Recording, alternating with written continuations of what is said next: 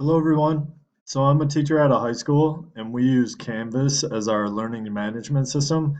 However, it's kind of interesting. We don't actually require every teacher to use it, and if they do decide to use it, how they format it and what features they use, it's actually up to them. The issue we then notice for the teachers, some of us that do use it, is our students who have teachers that use it, they get very confused on where everything's at and how to navigate it because each class for each teacher can be drastically different. So kind of came up with this idea of let's offer just the basics of what we think each teacher should kind of use. And of course, this will then give a little consistency for the students who have multiple teachers that are using it. So it's still not required for each teacher to do this, but we thought it might be a nice intro, especially for new teachers that are coming into our district. So I created this e-learning module, just a website. I use Google Sites, but it's just some basic video tutorials right here on how to create four things: pages within Canvas, files, assignments, and quizzes. I embedded these videos as YouTube videos, which was really nice because when I hit play, and I've muted it, but not conflicting with my narration, it still stays on this home page, and I can actually then go full screen, still on the full page, minimize it, and then just come back.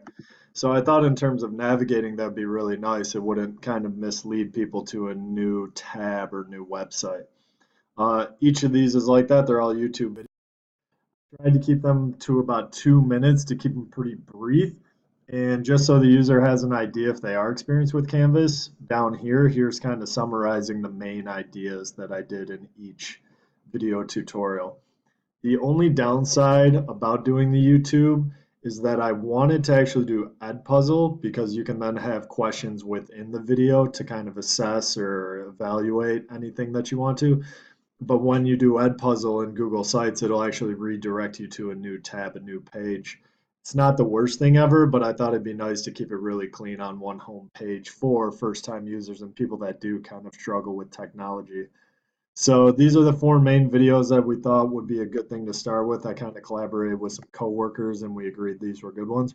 And then actually after piloting it, it was around finals time as well, so we came up with these two new ones, in particular muting assignments. When we get to finals, we like to enter in grades right away, but then if the kids see it before we meet with them the last day of school, sometimes they may have this panic moment and email us, and we get like 20 emails that night. So to avoid this, we can hide the assignments from them muting assignments. So I did an extra video tutorial for that. This one, however, I did Edpuzzle. So when I click this, you'll notice it redirects me to a new tab up here.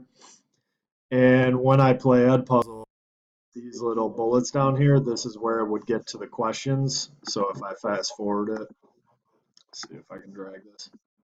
Oh, it doesn't let me.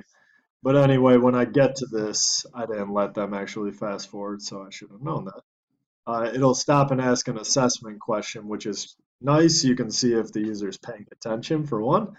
Or you could just give me some feedback real quick on what you think about it. So right about now, it should stop at the question and scroll down. And can you publish the assignment if you want to mute, hide it from your students? And it's nice to just give them that. So for the sake of these videos up top that don't have those types of questions, and even these ones and the module itself, I then finished off with a little Google form at the end.